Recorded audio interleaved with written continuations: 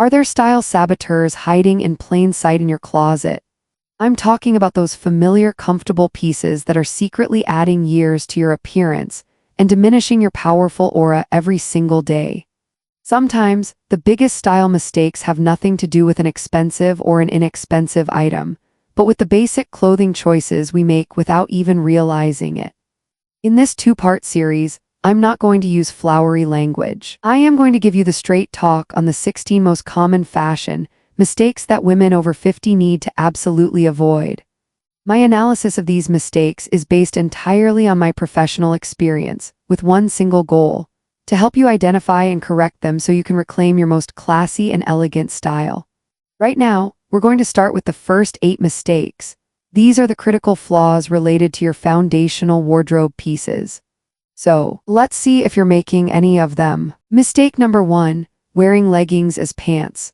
Alright ladies, let's get real for a minute and talk about the number 1 style crime we see everywhere: wearing leggings as actual pants. As a woman who's been around the block a few times, I can tell you, this is the quickest way to downgrade your entire look instantly. I know they're comfortable, but let's be honest, that comfort comes at a cost. It puts everything on display, every lump, every bump, and the dreaded VPL, visible panty line. Don't you agree that we sometimes trade elegance for convenience a little too easily? It just looks sloppy. It tells the world you didn't put in the effort, and honestly, it's a disservice to the amazing body you have. Trust me, I've been there. I'll never forget catching a glimpse of myself in the unforgiving fluorescent lights at Target one day, wearing a pair of thin leggings. It was mortifying. I learned my lesson right then and there. Comfort should never cost you your dignity. So do we throw them all out? No, we simply give them a new job description: at home only loungewear or a base layer for under a dress in the winter. If you're going to wear them out, you have to invest. Your new best friend is a pair of thick, high-quality pont knit leggings. They smooth and support you like a great pair of skinny pants, but with 10 times the comfort. Have you found a brand of pont leggings you absolutely swear by? Share it in the comments. And here's the golden rule, the non-negotiable: your top must cover your front and your behind. Period. It's like the editors at Vogue have been saying for years. Leggings are a layer, not pants. Let that be your mantra. I have a girlfriend, sweetest person you'll ever meet, who wore a cute pair of patterned leggings to a back-to-school night. She had no idea that under the bright school hallway lights, they were almost completely see-through. Let's just say she became the main topic of the PTA gossip chain for all the wrong reasons. A total fashion nightmare, am I right? So fixing the legging mistake is all about creating a sleek, flattering silhouette. But if leggings are a mistake of coverage, our next style blunder is all about the message we're accidentally sending, right from the front of our t-shirts. Mistake number 2, wearing graphic tees with loud slogans or juvenile prints. Alright, let's move on to mistake #2, and this one is a little more personal. It's the graphic tee. Here's the hard truth, ladies: that witty slogan t-shirt is often screaming, "I'm trying to look younger," and nothing ages us faster than trying too hard to look young. Think about it. Your chest is the billboard for your personal brand. What message are you broadcasting? A cartoon character from your youth? A rock band from 30 years ago? It completely distracts from the incredible woman you are today. It cheapens your look and makes people read the text on your shirt instead of looking into your eyes when you speak. I had a major closet purge a few years ago. I pulled out a whole drawer of these shirts, tees with funny sayings, old vacation souvenirs. I thought they showed my personality, but I had an epiphany looking at that pile. They showed the personality of the woman I was, not the woman I am now. Does your t-shirt drawer reflect the woman you are today, or is it a museum of who you used to be? Now, this does not mean you have to give up the comfort of a t-shirt. It just means it's time for a serious upgrade. Instead of focusing on the print, let's focus on the fabric. Imagine replacing 5 cheap printed tees with 1 or 2 made from incredibly soft Pima cotton, a luxe modal blend, or even a lightweight cashmere. The feeling against your skin is a luxury in itself. Instead of a loud graphic, look for timeless details: a classic Breton stripe, a simple pocket tee, or a top with a beautiful, subtle texture. These are the elements that whisper elegance. As the great principle of design states, simplicity is the ultimate sophistication. A high-quality, beautifully fitting tee lets you be the focus. Here's a perfect example. I have a friend, a brilliant lawyer in her 50s. She went to a casual weekend art fair wearing a t-shirt that said, "I run on coffee and sarcasm." In a crowd of people wearing chic linen tops and simple knits, her shirt didn't read as witty. It just felt out of place and didn't match the powerful, intelligent woman she is. So, we've upgraded our most essential top from a loud billboard to a sophisticated canvas. We're building our elegant wardrobe from the top down. Now, let's continue moving south and talk about a mistake that can instantly throw off our body's entire proportion: hemlines. Mistake number 3, wearing skirts that are just too short. It's all about hemlines. Here's a core belief I've come to live by: the allure of a woman in her 50s and beyond comes from grace and confidence, not from obvious exposure. And that's why a miniskirt is almost always a misstep. It's not about some outdated rule of being age-appropriate. I hate that term. It's about how your clothes make you feel. Are you constantly pulling your skirt down when you stand up? Are you worried about how to sit gracefully or bend over to pick something up? Clothing that makes you feel fidgety and self-conscious is the enemy of confidence. Let's be frank, a short skirt draws the eye directly to our knees. And let's face it, they often tell the story of our years more than our faces do. Here's a little trick I've used for years: the sit-down test. Before you even think about buying a skirt, take it into the dressing room and sit down on the stool. Does it ride up halfway to your hips? Do you feel like you have to clamp your knees together? If the answer is yes, it's a hard pass, no matter how great it looks standing up. In my 30s, I honestly thought my shorter skirts were my power statement. But I'll never forget the first time I invested in a beautifully tailored pencil skirt that hit right at the knee. I wore it to an important presentation, and the feeling was a revelation. The confidence didn't come from showing my legs. It came from the clean, powerful line of the silhouette, the way it made me stand taller and walk with more purpose. I felt more powerful and frankly sexier than I ever did in a miniskirt that I had to constantly worry about. So what's the elegant solution? We embrace the power lengths. This is any hemline that hits right at the slimmest part of your knee, just below it, or the incredibly chic midi length that lands mid-calf. And if you still want that hint of allure, a longer skirt with a tasteful slit is your secret weapon. It offers a sophisticated peak of leg when you walk, which is far more intriguing than putting it all on display.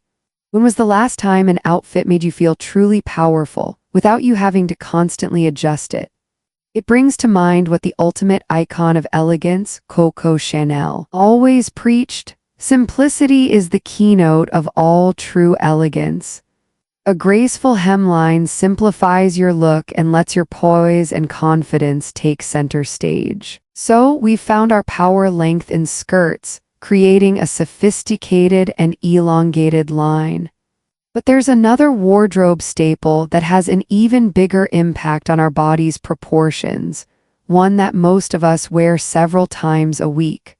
Let's talk about the mistake so many of us are making with our jeans. Mistake number 4, clinging to low-rise jeans. Clinging to low-rise jeans is a big one because for many of us, it's a habit we picked up in another decade. Clinging to low-rise jeans. Let me be as direct as I can be here. Low-rise jeans are the #1 enemy of a midlife woman's figure. It's time to declare them officially over. Listen, I get the nostalgia. We all rocked them back in the early 2000s, probably with a tiny little handbag and some platform flip-flops. It was a look. But here's the reality check. Our bodies have changed, and that's a beautiful thing. The problem is that low rise that used to sit perfectly on our hip bones now cuts directly across the softest part of our middle. And what's the result? First, it creates the dreaded muffin top, even if you're in great shape. Second, it visually shortens your leg line and lengthens your torso, throwing your entire proportion out of whack. And third, let's be honest, they just look dated. Wearing them in 2025 is like sending a clear signal that your style got stuck somewhere around 2004. Do you remember that constant, annoying struggle? The endless pulling and tugging to keep them up every time you stood up from a chair? Let's just all take a moment to celebrate that we don't have to live like that anymore. I'll never forget the first day I tried on a true high-waisted pair of jeans after years of battling the low-rise trend. It was a profound aha moment. It was like getting a gentle, secure hug around my middle. I felt tucked in, supported, and instantly taller and slimmer. I knew at that moment I was never going back. It was pure relief. So the solution isn't complicated. In fact, there's really only one option. Embrace the mid-rise, around 9 inches, or the true savior, the high-rise, 10 inches or more. They are a miracle worker for a reason. Here's the stylist's secret. A high waist defines the narrowest part of your torso, creating a beautiful, clean line and making your legs look impossibly long. It's the oldest and most effective trick in the book. This isn't just my opinion. Go into any premium denim store today. Their best-selling jeans for women over 40 are always the high-waisted styles. The industry knows what truly flatters a woman's body, not a teenager's. So, by choosing the right rise in our jeans, we've created this incredible, flattering foundation from the waist down. But that immediately brings up a new question. What kind of top do we wear to complement this new silhouette? This leads us directly to mistake #5, which is all about the type of shirt that can completely undo all the great work our high-waisted jeans have just done. Mistake number 5, wearing midriff-bearing crop tops. Okay, so in our next step, we all agreed to switch to fabulous high-waisted jeans. But this leads us directly into mistake number 5, which is the temptation to pair them with a midriff-bearing crop top. Let me be very clear. Unless your toes are in the sand and you have a cocktail in your hand, showing off your midsection after 50 is a trend we should gracefully leave to the next generation. Now, this has zero to do with whether you have a six-pack or not. This is not about body shaming. This is about sophistication. A bare midriff on a grown woman often reads as trying too hard, and it creates a strange disconnect between your mature, confident presence and a styling choice that screams college party. This is where we must learn the crucial difference between looking modern and trying to look youthful. You should always aim to look modern and current. The secret is to master the trend, not just copy how a 20-year-old is wearing it. Have you ever seen a trend and immediately thought, "Oh, I'm too old for that"? What if instead we started asking, how could I adapt that trend in a way that feels powerful and sophisticated for me? That is the game changer. So does this mean all shorter tops are off limits? Absolutely not. The elegant solution is to play with proportion, not to expose skin. You can and should embrace a top with a cropped silhouette. The chic modern way to do this is to wear a slightly shorter, boxy sweater or a structured knit that ends right at the waistband of your high-waisted pants or skirt. The two hemlines should meet perfectly or even overlap slightly. No skin is necessary. This creates a brilliant optical illusion. By visually shortening your torso, it makes your legs look a mile long and highlights your waist in the most flattering. You've captured the entire essence of the trend, the play on proportion, without looking like you're raiding your daughter's closet. I was in New York last fall and I saw this woman, she must have been in her 60s, who was the absolute picture of chic. She was wearing these beautiful wide-leg winter white trousers and a slightly cropped cashmere sweater in a rich camel color. The sweater just grazed the waistband of her pants. She looked so incredibly modern, confident, and timeless. That right there is how you master a trend. So, we've learned how to adapt a modern silhouette to look elegant, not juvenile. It's all about choosing clean lines and making intentional choices. This exact same principle applies to the finish of our clothes, especially our denim. This brings us right to mistake #6, which is all about wearing denim that just looks chaotic. Mistake number 6, wearing overly distressed or shredded jeans. Let's stick with our favorite topic, denim, and dive into mistake number 6, wearing overly distressed shredded jeans. Here's my philosophy on this. The rebellious spirit of your 20s is a fantastic part of your story, but it doesn't need to be literally represented by gaping holes in your jeans at 50. At this stage in our lives, shredded denim doesn't read as edgy. It just reads as messy. Think about the overall message. When you invest in a beautiful cashmere sweater or a sharp, tailored blazer and then pair it with shredded jeans, the jeans win the battle for attention. They instantly drag the entire outfit down from chic to careless. It devalues your beautiful, polished pieces and creates a chaotic look instead of an intentional one. We are aiming for effortless edge, not unintentional mess. Now, does this mean your jeans have to be boring? Absolutely not. A little bit of edge is a wonderful way to show your personality. The secret to making it look sophisticated is a core styling principle called juxtaposition, or what stylists call high/low dressing. It means that if you wear something low or casual like distressed denim, you must intentionally pair it with something high or polished, like a silk blouse, a blazer, or elegant loafers, to create a perfect balance. So how do we apply this? First, we minimize the chaos. Ditch any jeans with huge, stringy holes or dramatic bleach spots. Instead, opt for more sophisticated, modern forms of distressing. Look for a clean, straight-leg jean with a simple, raw hem. It's current, it's chic, and it adds just the right amount of attitude. A single, small, well-placed tier can work, but it must look deliberate, not accidental. I finally parted ways with my last pair of truly ripped jeans a few years ago. Last season, I bought a pair of amazing straight-leg jeans in a dark wash with a clean, raw hem. They have become the workhorse of my wardrobe. I wear them with heels and a blazer for a creative meeting, or with ankle boots and a leather jacket for a dinner out. They give me that cool factor without sacrificing an ounce of polish. So I have to ask, what's your personal edge level? Are you a purist who only wears classic dark wash denim, or do you love the modern touch of a raw hem? Let me know in the comments. Okay, so we've now perfected our denim from the rise to the hem, ensuring our look is both flattering and intentional. But even the best pair of jeans can be completely ruined by the wrong top. And I'm not just talking about graphic tees this time. This brings us to mistake #7, which involves a specific style of top that offers absolutely zero support and zero flattery for a grown woman's body. Mistake number 7, the futile fight of the tube top. Alright, we've covered our jeans from top to bottom, but now we need to talk about a specific top that can ruin that whole polished look.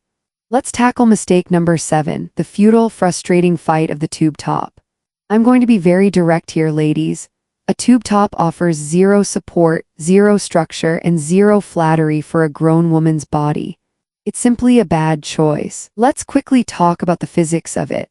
A tube top is just a band of fabric at war with gravity, and gravity always wins. It squishes and flattens the bust, creating a wide, unappealing horizontal line. Even worse, it tends to dig into our skin, creating unflattering bulges around the back and under the arms. And that brings us to the inevitable undergarment problem. To wear a tube top, you're forced into a strapless bra, which, as we all know, offers the least support right at a time in our lives when we appreciate good support the most. It's a recipe for discomfort and a look that is anything but graceful. I remember wearing tube tops in my late 20s. I thought I looked so trendy, but in reality, I spent the entire night doing that awkward, subtle shimmy and pull dance to keep the thing from ending up around my waist.